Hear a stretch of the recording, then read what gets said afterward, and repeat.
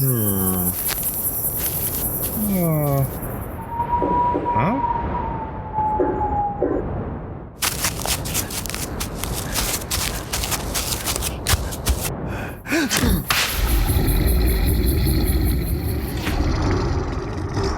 You're listening to Cryptid Clues, featuring your hosts, Taylor Field and Reuben Olson.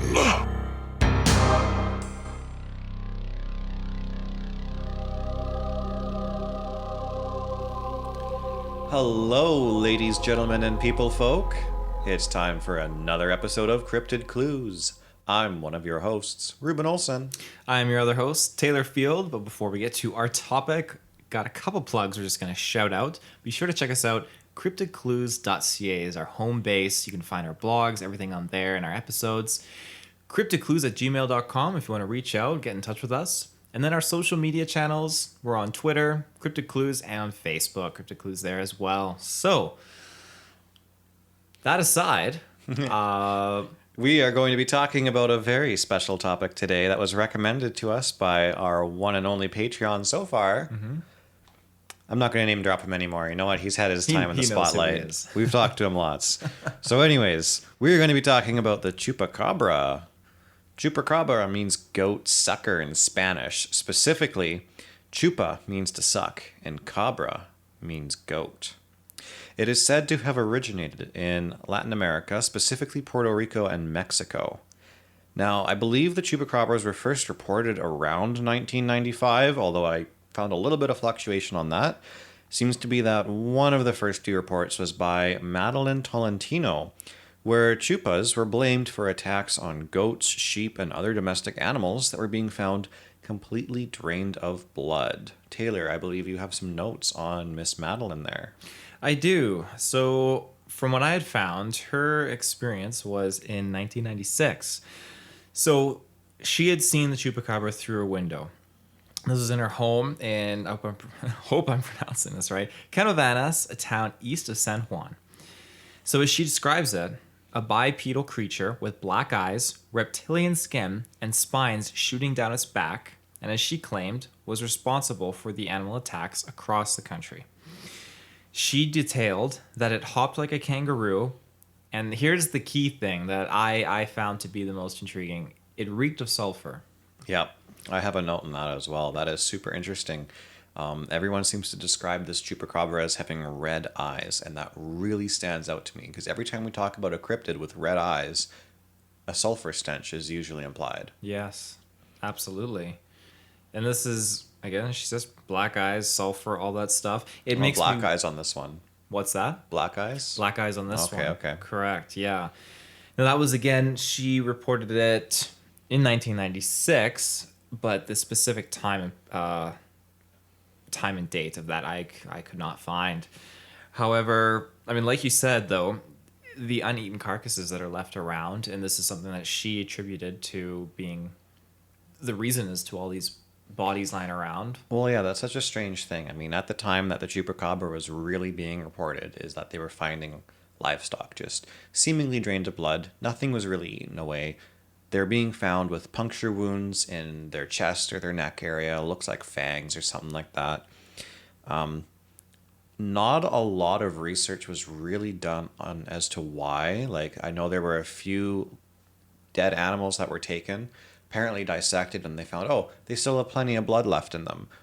But why were they killed for sport then? And what did it? That question's never really been answered.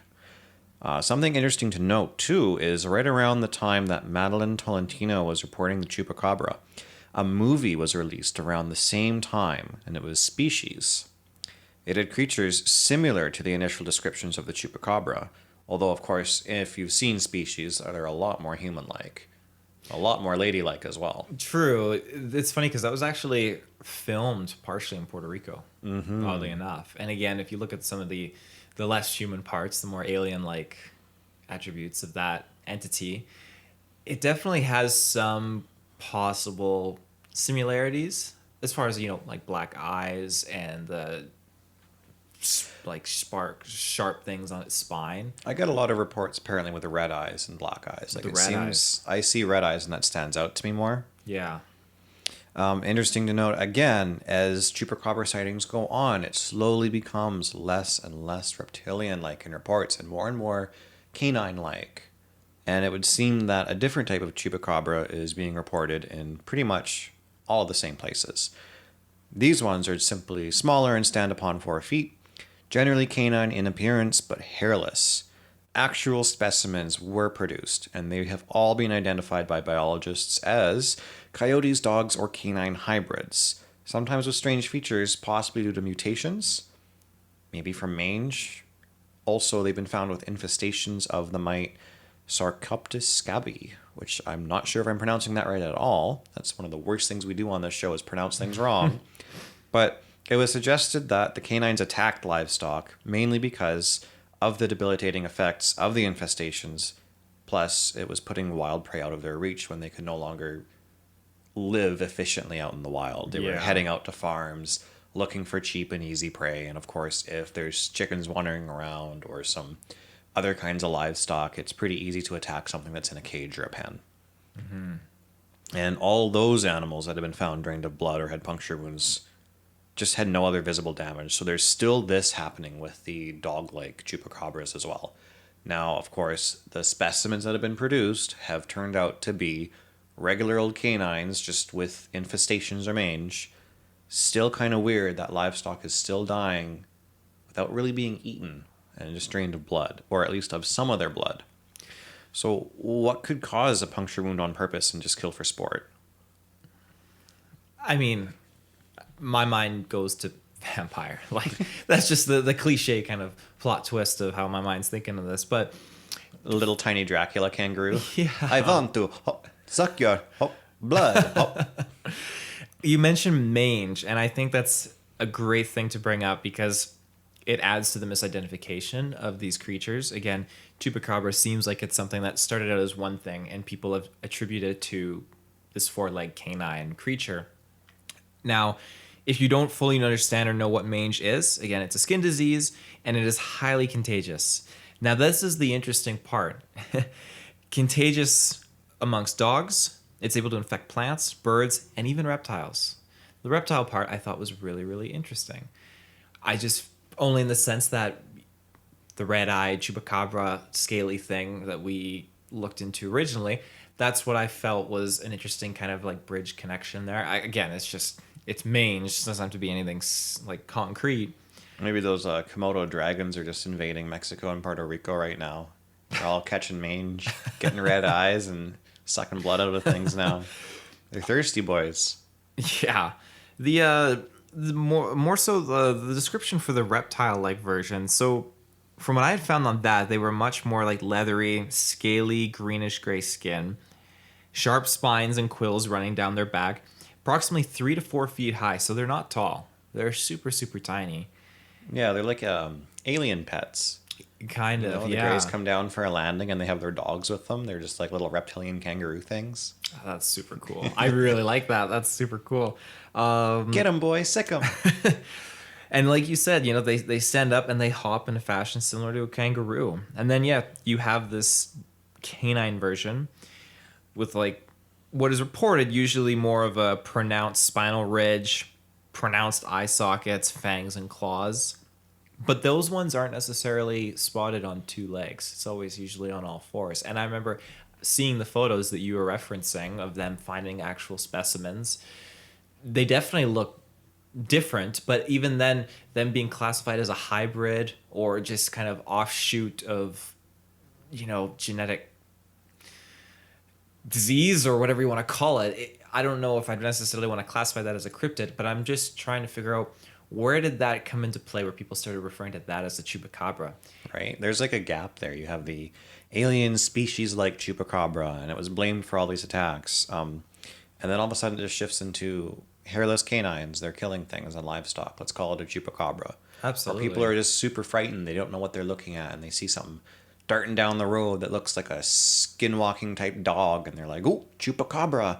There's police dash cam footage of a police lady. She's driving down the road, and she's got it on her cop car. It looks like a hairless coyote. But interestingly, the head is really, really large for the body, and it looks quite disproportionate. It does turn and kind of look back at the police car as it's running away into the ditch. Yeah. Still, I would look at that and I would say, that's a coyote. Yeah. It's interesting because growing up, I attributed the canine as a chupacabra. Looking into this now and seeing the reptile, scaly version of it, that blows my mind that that's actually what was first reported. Mm-hmm. Well, I always knew of the like lizard-like chupacabra, but maybe that's because I played more Yu-Gi-Oh than Magic sometimes, and the Yu-Gi-Oh card has the lizard-like one, whereas Magic the Gathering has the dog-like chupacabra. Quick thing here, I was looking through the different years and stuff. I can't really verify whether that was 1996 or 1995 when chupacabras were first actually reported. Definitely, it's mentioned online that Madeline Tolentino was one of the first. Another one was November 19th, 1995. It's not attributed to anybody, just that general reports on that autumn night. Chupacabras are being blamed for dozens of turkeys, rabbits, goats, cats, dogs, horses, and cows just appearing dead with no explainable cause. Just the mysterious markings left by the blood-drinking chupacabras. So let me ask you this. Do you picture farmers going out and doing this to their livestock just to spread the story? It has to be attributed to something executing them, correct? I would say so. I think it's weird that farmers would go do that for attention. It has to be either a crazy person, which, why would they put themselves in danger if you're going to kill a cow? Like, a cow can fight back. You can get kicked by a horse, that kind of thing. Yeah. Some kind of animal was responsible, and I don't really picture a coyote jumping up and killing a cow. Like, we have horses on the farm. We have seen coyotes come down. They're very tiny. A coyote in person is not very big at all. It is a teeny tiny pupper. Whereas a 3-foot reptile alien thing, okay, it's also pretty small, but it's also a 3-foot reptile creepy crawly monster that might be capable of stuff we're not aware of, so who knows what it could do. Anyways, we've talked long enough on random notes. I think we should dive into a little bit more of the sightings and evidence, and before we do, it's time for a quick ad break. So we'll see you folks back in just a minute. And welcome back. Thank you for listening to our wonderful ad break. Help support us. If you also want to support us, check out our Patreon. We release exclusive episodes there first. Moving on. Taylor, do you have anything else to note for sightings? I do. So there are, again, no names in this one. But as far as the sighting goes, I'm going to read it quote unquote here. So my mother told me about this one when she was a young child. My mother's family owned a lot of land. They had many horses and cows in the land and took care of them regularly. One morning, when everyone woke up, they went out to the pasture to feed the cows, to see damn near all of them slaughtered, completely drained of blood and having this horrible, terrified expression on their face. They were shocked and scared, so they decided to get on their horses and ride into the wooded area to see if they could find whatever did this. Not too long after they started riding, a group of men in black came through and told them they needed to leave their property and get away from the area because there had been a chupacabra incident. This story always weirded me out. Ooh, men in black. Yeah. And oftentimes, men in black are reported to be alien-like in appearance as well. Yeah. That's So, super strange. even the fact that they mentioned chupacabra kind of... It had me a little bit iffy on whether or not I wanted to bring this up and report on this, because I feel like whether it is alien, UFO related, or government body, I don't think they would mention that period. Right? Like, I no I don't picture Tommy Lee Jones or Will Smith just walking up and being like, hey, there's a chupacabra incident, No. back off. Not at all. So it just seems peculiar. Like, it's the same with other forest rangers saying, hey, you like, stay back, there's a Bigfoot, experience here or something along those lines. It doesn't happen. I feel like they would have dismissed it. Hey, there's a wolf going crazy around the area. Just stay inside. Or a But- dangerous animal. Yeah, but it's men in black. I never met these individuals before, and they seem, like you said, to always pop up in really weird alien-like scenarios. Yeah. Someday they'll have their own episode. So that was it for sightings that I wanted to note upon. The other one was, the Madeline one. I have one written down here. Again, not by anybody specific, but this is the quote that I was able to gather from a couple different web pages. North central city of Kaugas, a startled homeowner caught the world's first fleeting glimpse of the goat sucker. Described as having huge red eyes and hairy arms, the creature allegedly broke into the bedroom of the house through a window, tore apart a child's stuffed teddy bear, and left a puddle of slime and a single piece of rancid meat on the windowsill before disappearing. Jesus. There's a lot that just happened there. Yeah. First of all, it's described as having huge red eyes and hairy arms. Okay, that makes me think of a Bigfoot.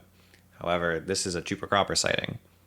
So I don't know where this one's really coming from. Could it be misidentification? Is he just attributing it to, again, hey, that's got to be a Chupacabra. Can't be anything else. There's no real scale for reference here. There's not a lot said about this sighting. It tore apart a teddy bear, left a puddle of slime. This almost sounds like a fairy tale in a sense. Like I'm not sure if this is really a report or not, or if it's just something that was posted on a couple of websites as a sighting and no one really looked up a source to it. I certainly couldn't find a source to it. Yeah. I wonder what happened post of that experience, especially with that slime. Yeah, well, like, ew. Did it leave some ectoplasm behind or something? Yeah. Where was it again? You said the name there? A city of Kaugas, Caguas. Again, probably pronouncing that wrong, but I'm Canadian, so I don't care too much. Interesting. Yeah, very, very interesting. And very, very detailed, too. It's just this sequence of events that unfolded in that is terrifying. It's so descriptive, like, way to give your child nightmares. I hope the kid wasn't in the room. Well, somebody had to see it. Ooh. It was a startled homeowner, so it probably wasn't the child, unless the child owned the home. Yeah. Gosh. And that was the only other sighting you had there, eh? Pretty much. I have some other notes as well. Do you have anything to go with there, Taylor? I don't have anything else on the sightings, but lead us into some of your other notes there, and I'll piggyback. Well, some of my thoughts, and I've just taken a few different clippings from places online here, but basically, if we were to sum stuff up, I mean, through the end of 1995, 1996, chupacabras had been blamed for more than 1,000 mysterious animal deaths. That is a big number. Yeah. That's 1,000 animals that just died from a resulting loss of blood. None of them were actually eaten. No parts were missing. They're just out there dead in the field, missing blood with puncture wounds. If there's anything to do with evidence, I think the bodies that were left behind is kind of enough. Apparently there are footprints, but everything that I could find, I just laughed off. Coming from a Bigfoot world where you do have dermal ridges, varying footprints, skin patterns, stuff like that are really hard to fake. Any chupacabra footprint I could find, at least in reference to or pictures of, just looked like a little stamp, like anyone could make it with their finger in the dirt. Yeah. But several witnesses would come forward and describe the creature in varying ways as well, mostly reptile-like in the early years. Some even described it as monkey-like, but having no tail, and a snake-like tongue. Jesus. Those who saw it say that chupacabra stands between 4 and 5 feet tall, so some of them reported it a little taller than 3 feet. Maybe there's a few chupacabras out there, not just the one. But also interesting to note is that more than a few encounters say that it leaves a foul sulfur-like stench. So going back to that key note that you made earlier, this sulfur-like stench seems to be associated with a lot of cryptids that have red eyes, or even, I guess, inky black eyes. It'd be cool to see if we could separate that between all the different reports and see if it's ones with red eyes, ones without. But that is a very possible tie-in with demonology. Yeah. Anyone that reads about demon encounters and stuff like that, it's always sulfur related. Possession, sulfur smells. Red-eyed Bigfoots, sulfur smells. Dogman, sulfur smells. Normal Bigfoots without red eyes, they just smell like a skunk and garbage. What's with the difference here? I'm just going to point out something. The the point of us always bringing up the demonic aspect seems to be so reoccurring throughout many of these cryptids that we bring up. Mm-hmm. And I'm not saying, it is, demons, whatnot. But at the end of the day, I just want to say, put that in the back of your mind. We're bringing it up, and it's amazing how often it's brought up again and again and again. The similarity between vastly different cryptids, but there's that one common thing. Just interesting. Well, the other common thing too, I would say, is that this is all about cryptids. Stuff that we don't have a lot of evidence of. They don't seem to exist in one particular spot. They appear and disappear. I'm a big believer in Bigfoot myself, but everything else, with other cryptids, it's a big hit or miss. And having that weird sulfur-like smell associated with a lot of their sightings and glowing red eyes, there's something to be said about that. Yeah, absolutely. It's making the hair stand up on my arm right now, actually. Yeah.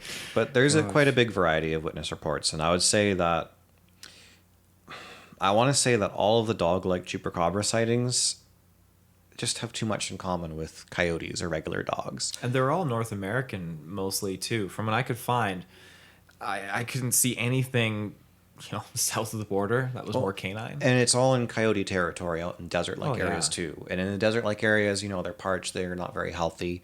They catch infestations quite often. You have a lot of sick coyotes out there too. Yeah, absolutely.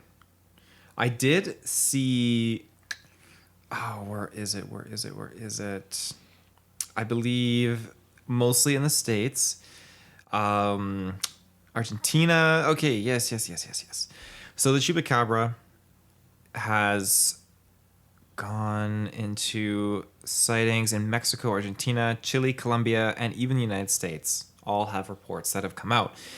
Now, again, like I said, United States, that's where, as we just talked about, it gets more canine, while the rest are much more on the lizard side of things. So I think, going away from what few sightings and stuff that have actually been reported, there's not a whole lot to quote, just a lot of generalization. What was the initial thing for Chupacabra? Is it because species had just come out? Was there a big push for lizard-like monsters in media, and it was in everyone's minds that that's what they were seeing? Could it have been that maybe there were stray, mangy coyotes that were just attacking and killing livestock and then running away because, they took down something huge and it tried to fight back? I don't really know. There's no explanation for the loss of blood. That's a big question. But I think it's safe to rule out the dog-like Chupacabra as being a cryptid. absolutely. I think if anything, we can focus on the reptile sightings, like the first couple of them, and whether or not that one was real. I mean, it coincided, again, with the release of Species. And there was a huge push from media and news on reporting this fantastical, mysterious beast. But it was different than other cryptids, because when people report a Bigfoot or Nessie, especially the media, it gets a laugh. Chupacabra, though, all of a sudden it was being reported. People were taking it seriously. All these news reporters and stuff were saying, another Chupacabra was sighted. More mysterious dead livestock. It was a big thing, and people were scared of it. And now it's just a dog. Yeah. So what happened? Well, was it that's- tourism advertising a film about attractive reptilian woman? What are your thoughts on that, Taylor? I truly believe the media would be to blame for the dog appearance of it. I'm 100% confident in retrospect that that's what attributed to me believing it was a dog, and have no insight originally that, hey, this is a lizard reported creature. So do I believe that the tourism, the excitement of the film Species attributed to this? It's possible. But I'm going to let that segue into something else that I have. Oh yeah. What's that? It is something that the people of Puerto Rico believe about the American government. Oh, well, before we get to that, let's segue into one other thing real quick and do another quick ad break. Thank you for listening to that ad, ladies and gentlemen, and all other people folk out there. We're back. Taylor has some interesting stuff to bring up, and then we're going to carry on. That was smooth. That was so smooth how you did that. Smooth like my buttery voice. So yeah, in Puerto Rico, there are rumors that the U.S. government conducts secret scientific experiments. I hope I'm pronouncing this right. In the El Yunque. If you know how to pronounce this, let us know. Say it however you want. Well, it's pronounced Yunque. Yunque. I can't even spell that in my mind. Sorry, say that again. Yunque. Exactly. Yunque? That's perfect. Let's run with that. In the Yunque Forest. Yunque. Yunque Forest. Yes, that's the Yunque. place. You got it. Many of the locals believe it within reason that the government would have done this, referring to scientific experiments, and either let something out or it had escaped on its own. So I found that very interesting that locals were suspicious of the U.S. government for what they were actually doing. Well, you get a lot of those creatures that are like washed up on beaches and stuff. A couple of those were also dubbed a chupacabra, and it looks like some kind of a weird pug-like dog at this point, but no one could really tell what it is. You know, there's enough decay, there's enough damage done to it from it washing ashore. Although, what was a chupacabra doing over in the water, washing up on some beach? I don't know. Well, I'm gonna attribute again if you've read Michael Crichton's novels, I'm gonna highlight a great one here, Jurassic Park, and it talks again about them doing the dinosaurs, the Isla Nublar, all that stuff, and then you have dinosaur carcasses washing up on the mainland. You have some that actually escaped the mainland. Again, I know this stuff isn't in the movie, but check out the book. It's great. You have some dinosaurs that are running loose in the rainforest on the mainland because ships that go and dock on the island, these things sneak on and they come back and they spread like wildfire. Here you have a scenario where if the government is indeed up to something, they shouldn't be on an island, which makes perfect sense.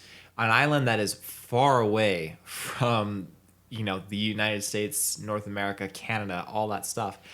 Something could sneak on and you'd be hooped. And with these islands too, you wouldn't really know because you can just go call Google up over the telephone and say, hey, I noticed that my super secret island with my house on it is on Google Maps. Can you blur that out, please? There are plenty of properties and houses everywhere that Google just blocks out. Oh, yeah. And a lot of islands are also blocked out as well, probably owned by rich millionaires.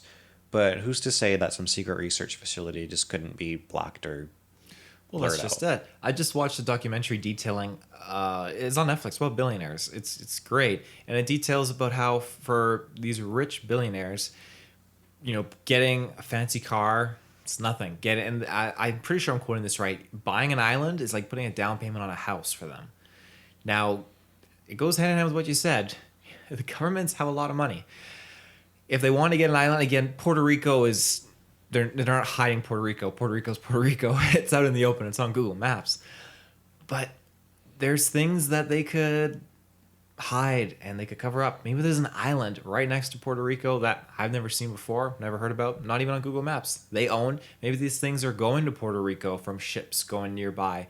There's so many different possible explanations to that. I'm not going to get into it because that's a lot. But it poses the question... Is there scientific experiments? Is these things kind of jumping island to island and getting to the mainland?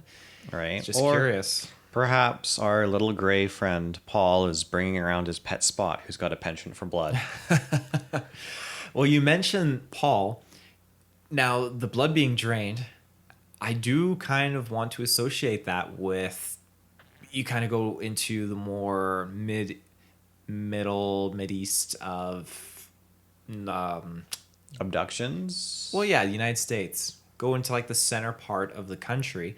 You have lots of farm animals being mysteriously just like abused, vanishing, weird surgery like things. And we don't have to get too much into that, but it's funny and interesting how much of a resemblance that is to, or that shares to this Chupacabra thing. Well, I think kind of getting towards the end of closing off this episode, a little bit shorter this time around because the Chupacabra is also quite short. Going back to its name, to suck and goat. It reminds me a little bit about woodchucks. If a Chupacabra could chupacabras, how many cabras could a Chupacabra cabra? What do you think, Taylor? Actually, I got that wrong. How many cabras could a Chupacabra chupa? There we go. I think it depends if the Chupacabra could chew. Could chupa chew? But he doesn't do any chewing. He just has the chupa in. What do you think? Do you believe Chupacabra is real? Like we said earlier, I feel like I can wholeheartedly dismiss the canine Chupacabra. Yeah, I agree. Feel confident in that. The lizard reptile version, a part of me is very much open to the possibility something killed those animals. Over 1,000 is what you said. That's insane.